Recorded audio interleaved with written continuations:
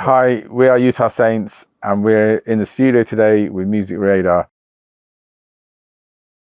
When the first album came out, the kind of gatekeeper, there was more of a gatekeeper culture, so you had to kind of get certain things in place to have a kind of broad reach. And the kind of the downside of the Utahs was that we did confuse people a little bit by trying to cover a lot of genres. But the upside was that it meant that we got a little bit of exposure in just about every publication. So when and it was very media driven. So at the time, we did get a small piece in Kerrang, which was like like a metal magazine. We got a small piece in the NME, which was perhaps a little bit more at the time guitar band orientated. We got it was apparently the first electronic album to get 4 out of 5 stars in Rolling Stone magazine in America. And it's only much later you find the reach of our album was way bigger than we realized at the time. So about 8 years later, after it came out, Michael Stipe from REM did an interview in Mojo magazine, and he said that this album was his favorite album his favorite dance album of all time. And because there was a lot of instrumentals on it, he used to put it on and then write his lyrics for REM. And that's like a massive thing for us. And then even later than that, when Something Good 08 came out, we were in Australia, and one of the guys from Pendulum, Gareth from Pendulum, came up, and we only just met him, and he said, Utah Saints, he said, when I was a kid, I saw that video for Something Good on one of the music shows in Australia, and it changed the way he kind of looked at some dance music. And we get that quite a lot, is that people go, I wasn't particularly into dance music until I heard your album, or I wasn't particularly into rock music until I heard your album. And those kind of things are just amazing to hear. So at the time, it did confuse a lot of people, but we're realizing now that it was actually quite a positive thing. So the first track that we created as Utah Saints was a track called What Can You Do For Me? And that started life in Jez's bedroom. And before I was involved in Utah Saints, Jez had actually started work on that track, because we met through DJing in a club, and I was doing a house night on the Friday, and Jez was doing like a disco and funk night on the Saturday, and we ended up going to each other's nights. Jez came down to the house night one Friday night, and he brought a cassette, and it was a very, very rough early stages mix of What Can You Do For Me? And I remember like dropping that cassette at the peak time next to some big house tracks, and it stood up, and it just really captured my attention. And we decided to go in the studio together and finish What Can You Do For Me? I'd worked on a little B-side idea as well, so that was how it came together. And we pressed it up on a white label, and then obviously it went on to do big things. So our first album, Utah Saints, was recorded in a very little studio, very small studio near the train station in Leeds called Lion Studios. And then we worked with a guy called Guy Hatton, who was a really talented mixer, and he was great for us because we had so many influences, and when we made tracks, we literally chucked the kitchen sink in. And for example, with like Something Good, it would have, when we sampled Kate Bush, it would have the whole track behind it. So it'd have strings, drums, everything. And so we'd always kind of rock up with these samples and make a lot of things fit into one track. And so Guy was brilliant at taking stuff out of it. But yeah, it was done in a very small studio, and we literally would take everything out of Jez's bedroom, stick it in the back of the car, and then set it up in the studio. The equipment we had was pretty basic, really, because it was all really expensive and it was all hardware. So at the heart of it all was an Atari computer, and the reason that was so reliable was it had a MIDI in and out, so you got no time delay, or very little time delay. You only ever got time delay if you were trying to feed MIDI back into it that you were also putting out of it, which we never did. So we had the Atari at the heart of it. We had Akai samplers. The studio itself had an Akai S1000, which was a stereo sampler. So that was like a step up for us, because up until that point we've been using the mono sampler. one of the S950 and the S900.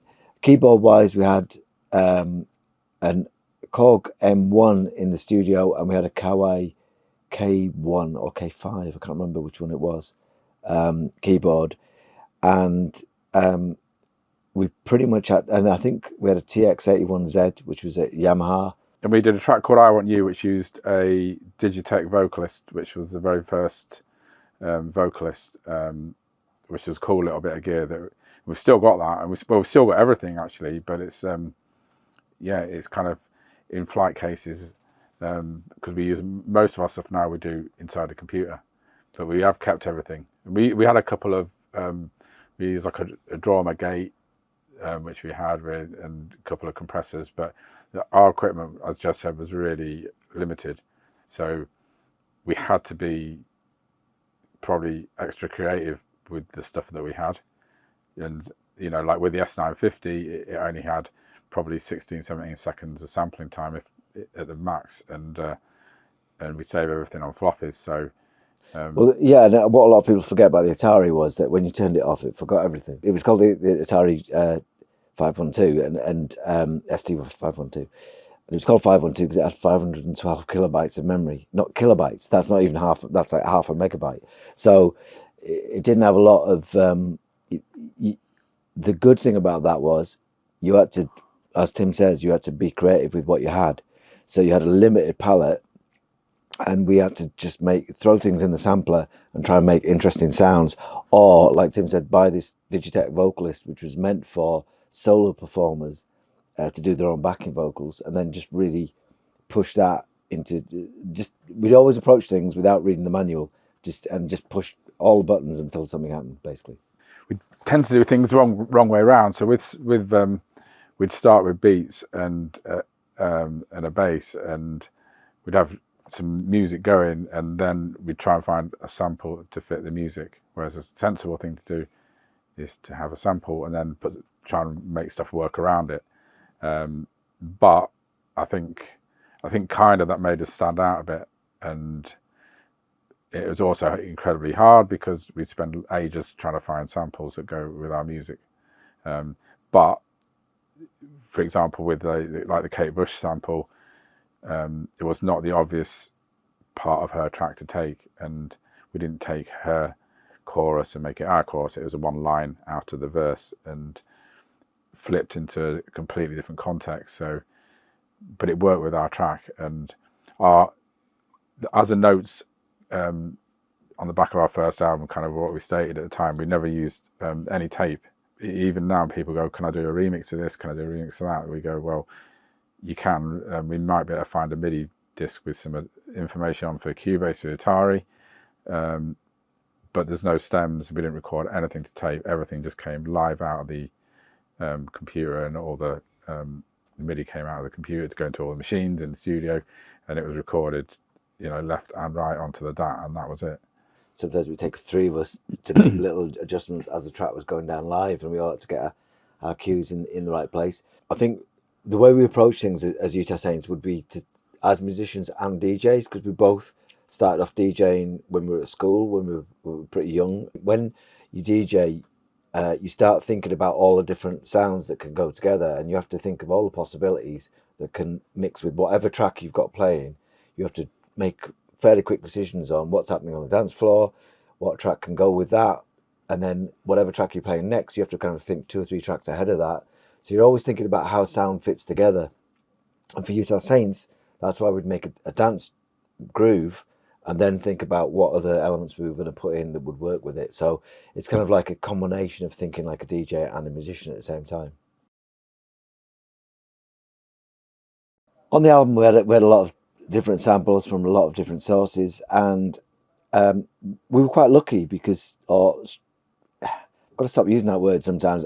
Either we were lucky or we made tracks that didn't take the kind of Michael out of any of the artists, and we did it with enough respect and love that the tracks themselves came across as respectful to the original artists. But generally, we've always had great success with clearing samples. So there was a broad broad cross section of samples ranging from Slayer to Sylvester to obviously Annie Lennox, Kate Bush, Graham Guthrie, the Human League, Crown Heights Affair. There's a whole Candy Staton. There's a whole heap of samples in there, and I think we just approached it from the point of view we were making. It was a little bit Wild West in terms of sampling, and nobody quite knew how to sort it out in terms of deals. So each deal was separate to. There's still very little precedent in terms of sampling, but it was a lot less prevalent at the time, and we just approached it from a very naive point of view. Really, we were trying to make tracks that sounded good, and wherever that sound came from, that ended up on the record. So with the Kate Bush sample, we're incredibly privileged, honoured, and lucky to get it cleared, because she's never cleared a sample since, and I know countless times people have approached her. You know, we've got to thank Pete Tong on that as well, because he signed us at Double FRR London Records back in the day, and he really helped to get that sample cleared. You know, we've never had direct contact with Kate, but it would obviously never come out if she hadn't given permission. So, you know, it was just really cool of her to do that. I think also we did sort of write a letter and gave it to our record company to pass on. We're not sure if that letter ever made it there, but we were very early career, and Kate Bush then was such an iconic artist, and she still is now. She's in a stratosphere of her own, and so as a result, you think that it's hard as an artist. There are some artists who are just in their own universe, and she's one of them, and we had so much respect for her music that we were just a bit intimidated, to be honest, to try and communicate directly. So we left it to the record company to approach her, and what we tried to do was make a track that respected her, and like Tim says, didn't take the essence of one of her tracks and make it the essence of one of our tracks. Just also in terms of samples, we sampled loads of other things to make drums, you know, so we sample doors shutting or people's footsteps or just random sounds, and then mess about with them in the sampler until we got something interesting that we could use on the record. So there are actually there's a lot of cleared samples, but there's even more samples that we just made from found sounds. It was important from day one with the band that, because even when we were on our first Top of the Pops, back in the day, this was quite a big deal. The fact that we had Kate Bush's vocal coming out, or Graham Guthrie or Annie Lennox, and we had 4 or 5 guys stood on stage with vocals coming out of a sampler, which at the time would be quite revolutionary. But we always took the call to be honest about what we were doing, and not have somebody at the front miming Kate Bush's vocals. So we tried to present it always as a band, and you know, we'd take a lot of the equipment out. So we'd take the Atari, we'd take the Akai's out, and we'd trigger a lot of stuff live.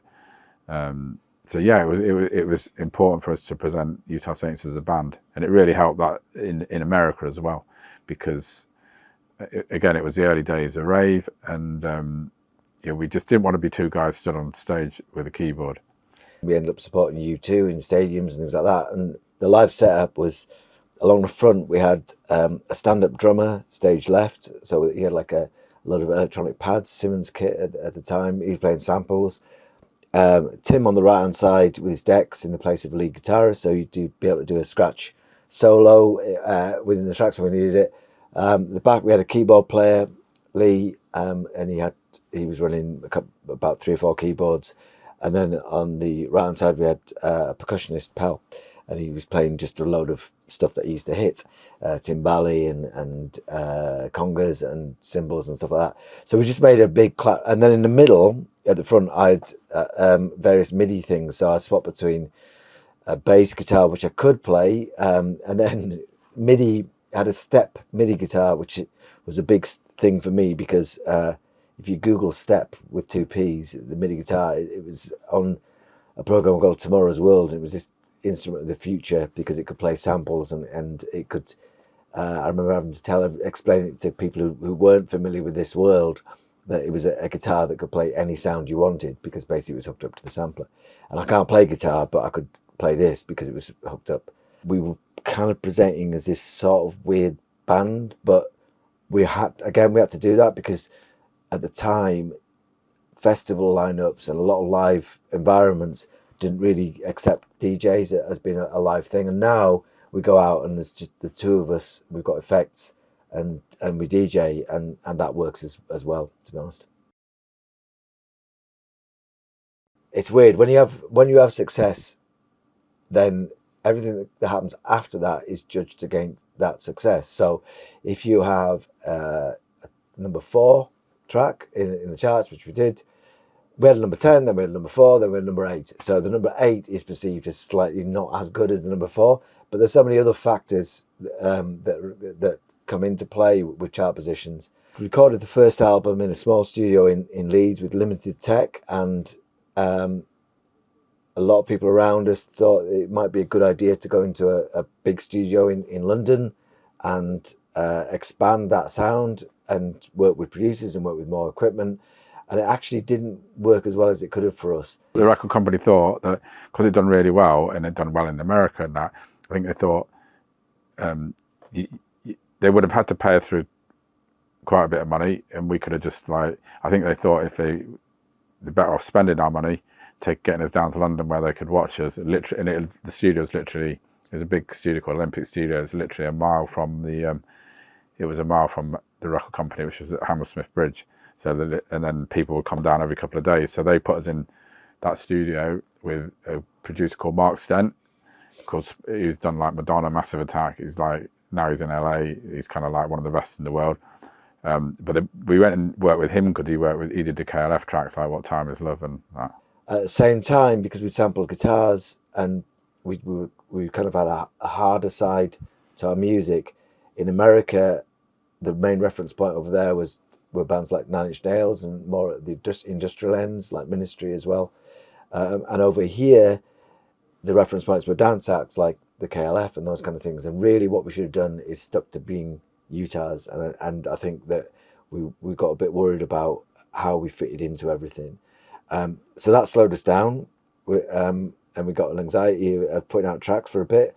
And then we kind of regrouped, came back to Leeds, and spent about a couple of years making the album 2, which we were really, really proud of. And again, perhaps we're kind of our own worst enemy in that we take a long time to do tracks because we start them from the kind of bottom upwards, the bass and the drums, and then try and find samples to go on top. But also, we, at the time, for both albums, reinvented our sound track by track. And what we should have done was done an album in one style, then done another album, another style, and done it album by album instead of track by track. But you live and learn. And so we've just been very, very slow at putting tracks out. 30 years, we've had 2 albums. But they've both been really good albums.